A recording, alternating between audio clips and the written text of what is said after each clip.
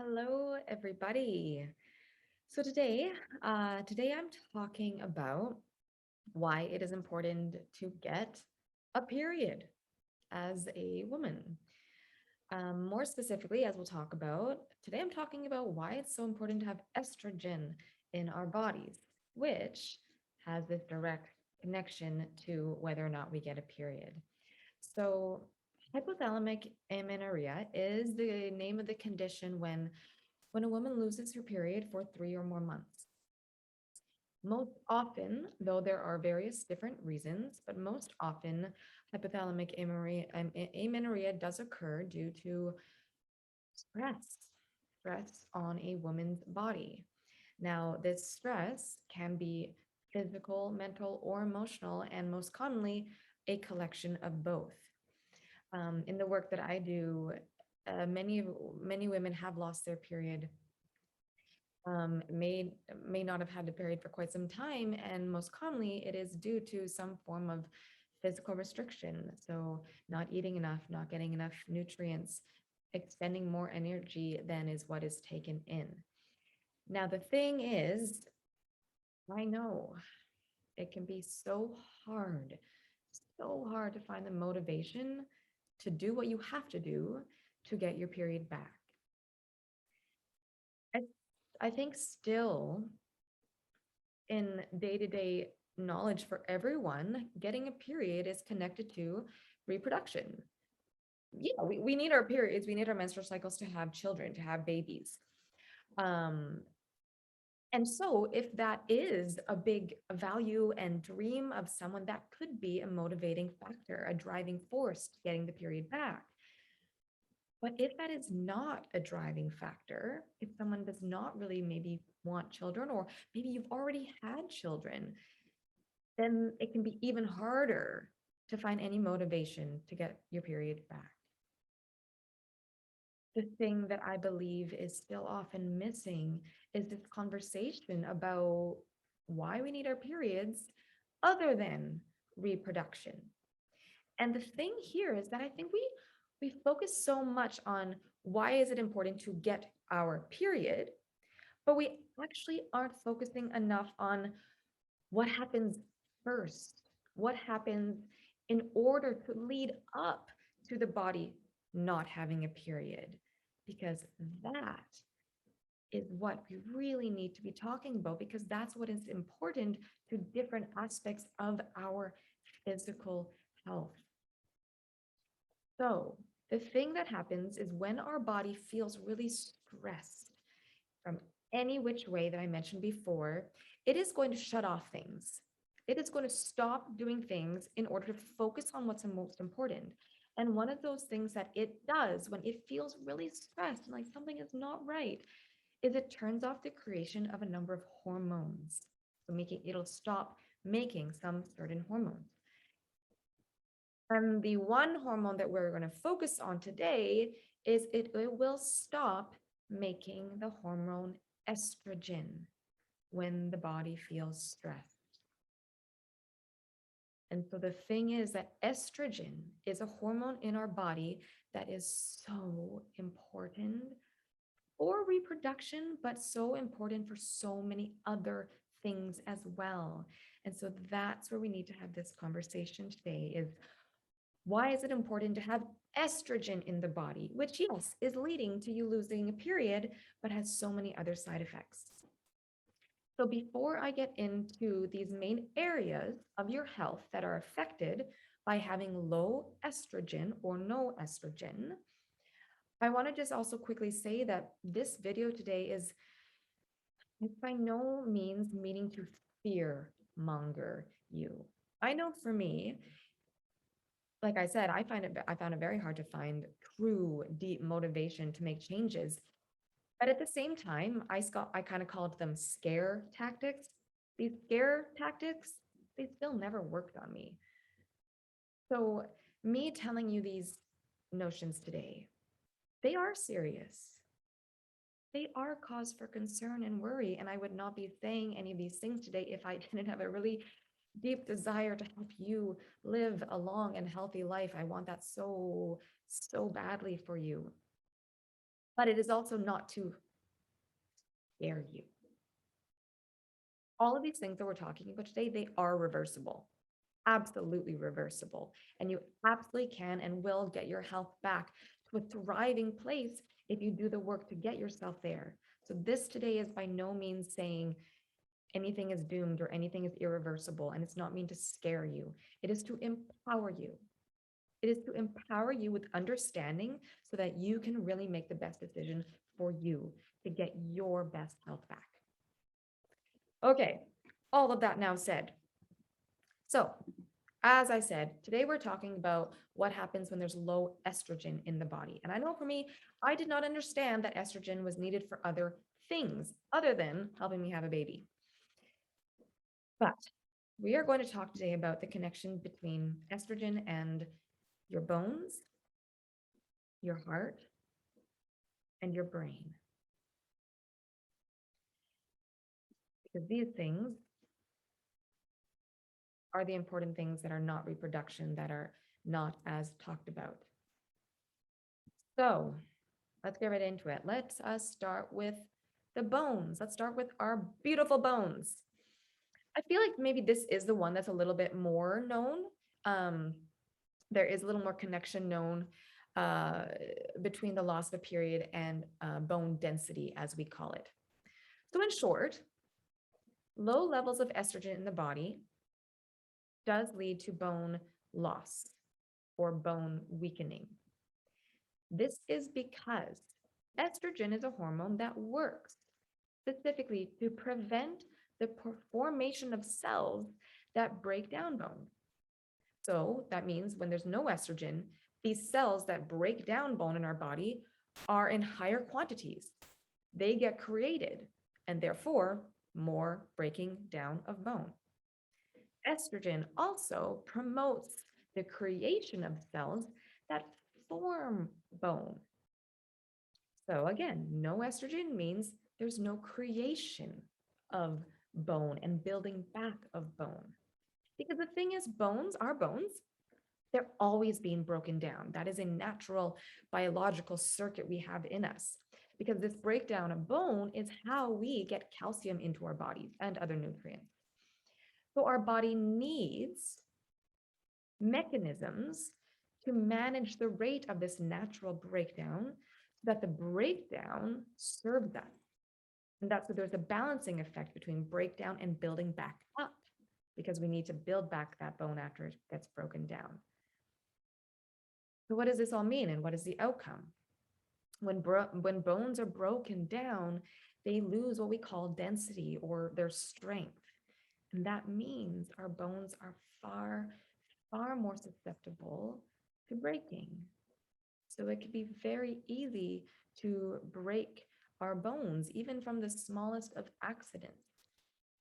You may have heard of osteoporosis or osteopenia, which is known to happen in people who are of older age. But when we have low estrogen and we don't have those natural abilities to strengthen and build back bone, that weakening of bones that cause to breaking of bones can happen at earlier ages. But again, I will say, studies have proven that increasing our nutritional input, getting out of that energy deficit, and doing what we have to do to get our menstrual cycles back does increase bone density again. So this is something that's reversible. Okay, let us, after I take a sip of water, excuse me. Let's move on to your beautiful, beautiful heart that I know you have.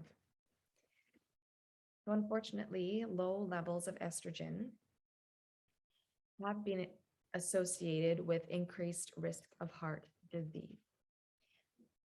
And there's specific reasons why. So here's why. There is this thing called artery elasticity. I'm trying to keep things very simple today and trying to define these terms in an easy to understand manner. So artery elasticity. Arteries are the tube-like things running all throughout our body that transport blood through us. Their elasticity refers to the degree or the ease in which they can expand. because we need our arteries to expand in order to transport the amounts of blood to where it's needed. Estrogen is a hormone that promotes, sorry, let me get this right. Estrogen promotes the formation of hormones that help those arteries expand. Long story short, estrogen is needed to help our arteries be able to expand. Estrogen works to decrease the amount of hormones that constrict our arteries. So again, that means that low estrogen means there are more things working against our arteries. There's more things coming in and working to constrict our arteries, which means constricted arteries. Constricted arteries means the heart has to work extra hard in order to get that blood through us, in order to pump the blood throughout our body. So if you think of it like one of those little balloons, those really little skinny ones, you know how hard it is to blow into them? It takes so much effort to get that air through versus a nice elastic balloon. It's much easier to blow through. So this is what the heart is having to do when our arteries are constricted or they aren't able to expand easily. The heart is having to work really hard.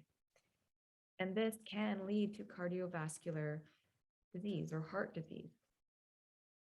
So other connections to heart health are that estrogen actually works to reduce the amount of triglycerides in our body. Triglycerides are essentially a type of fat that leads to heart disease. Oh, there have been studies that show low estrogen amounts are linked to high triglyceride levels. Now, I know many of the women I work with there are concerns about health and fats specifically, and this desire to stay away from what, diet culture has titled as bad fats. But this is where we need to challenge the thinking that it's not quite accurate, and we need to challenge those diet culture myths, because doing things that lead to low estrogen levels is actually going to raise the amount of these bad fats in you, these triglycerides. Lastly, and this is another ironic one, estrogen is also a hormone that works to increase the levels of good cholesterol in our body. We need cholesterol in our body for many things. And it also decreases the amount of bad cholesterol, meaning low estrogen levels have also been shown to lead to high cholesterol. So again, this is another opposite way of thinking that we need to start bringing in. These fears of doing things that are going to lead to high cholesterol or eating more foods because they may lead to ill health are not accurate, and we need to turn that around. The most important thing you can do is to do the work to ensure your hormone levels like estrogen are in a healthy place, because that is what is going to lead to decreased cholesterol, of the bad cholesterol, and decreased triglycerides, not these diet culture myths that are being spewed out in society. Okay, so that was heart and the connection between heart and estrogen. Lastly, let's talk about our brains.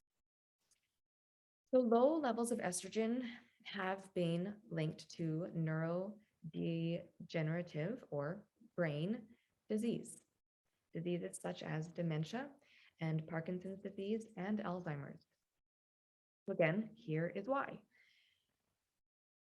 It is actually connected to what we just talked about with the heart and the arteries. So as we just learned, estrogen is needed for our arteries to be nice and elastic in order to transport blood through our body. One huge, very important area that requires blood flow is our brain. If our brain is not able to get a healthy blood supply to it, this is what leads to the brain diseases. One of the things. This lack of healthy blood supply and flow to our brain is also what leads to our more day-to-day brain fog, lack of ability to focus or concentrate, memory loss. Our brains need healthy blood flow to work properly. And that requires healthy arteries. And healthy arteries requires high levels or normal levels of estrogen. On the same topic as brain, I also want to talk about mood and mental health. So interestingly, estrogen is strongly connected to what is called serotonin. You may have heard of this. So serotonin is one of our feel-good chemicals, meaning it's a hormone that helps us feel feelings of happiness. Not just happiness, that's maybe what it's most known for, but also feelings of calmness, of feeling content, this feeling of simply feeling stable in ourselves. That has so much to do with serotonin. When we are low in serotonin, that is when we often have feelings of depression. So estrogen is actually also called the body's natural mood stabilizer and antidepressant because it is necessary for the production of serotonin. Estrogen increases the amount of serotonin in our body, as well as the amount of serotonin receptors in our brain, which basically means our ability for our brain to feel positive emotions. So low estrogen can absolutely be linked to low mood, feelings of sadness, feelings of depression. Again, I know many of the women in my practice that I work with do experience low mood and forms of depression. And a lot of this has to do with the hormones in your body, specifically estrogen, because estrogen is linked to serotonin. And again, doing what we need to do to get those hormones back in play is what is going to reverse these effects that you are feeling, the mood, the brain fogginess, the memory, feeling of contentedness. I also want to say that serotonin also has strong links to digestion because serotonin works to speed up digestion, to work things through you. So low serotonin levels can also lead to poor digestion. There's one more actual last thing that I want to share with you that I want to help you challenge these feelings you have to do things that are healthy.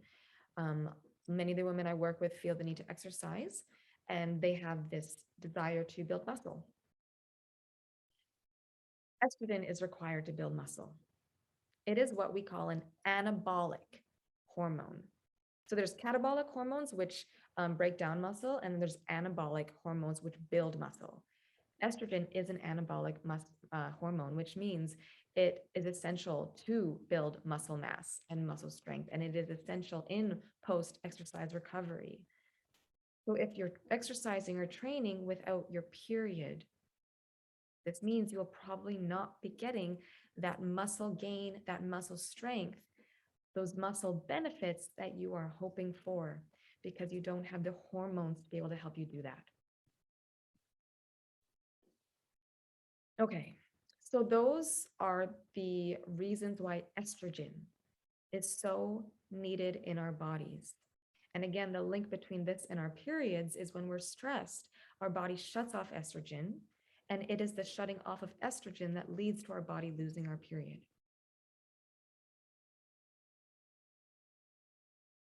This is all to say that, again, I know it can be so hard to find the motivation to get your period back, especially when the things that are leading to the loss of period, exercising and restricting foods and going for those health beliefs, feel so important and feel so part of you. But it's so important. It's so important. And getting back your period and getting these hormones back in check are going to help you feel better in so many ways, mentally, emotionally, spiritually, and physically. And again, I am saying this all to you because I so badly want you to live a full, healthy, and long life. And I want you to feel great while you're living it as well. So if you are on the journey of even starting to contemplate getting your period back, or you are working to get your period back, and you want to talk about how do I even start? What is my path? How do you do it? How do I get the motivation to do it? What do the steps look like? Then please reach out to me. Whether or not you're interested in working with a coach such as myself, I believe it can be very helpful to talk to someone who has been on the journey and gotten through it. So I don't know if I can't remember if I mentioned this, but I lost my period for over 10 years and I got it back. So I know this journey very well. And I know how confusing and overwhelming it can feel. So please reach out to me. You can send me an email at cora@comingbackwhole.com to talk about what is going on for you and how to start moving forward, or to just ask any questions that you have about this video or otherwise. Okay. Take a big breath. Inhale through the nose and just let it all out. You deserve a long, healthy, full life. So do what you need to do to get that. Okay. Talk to you soon.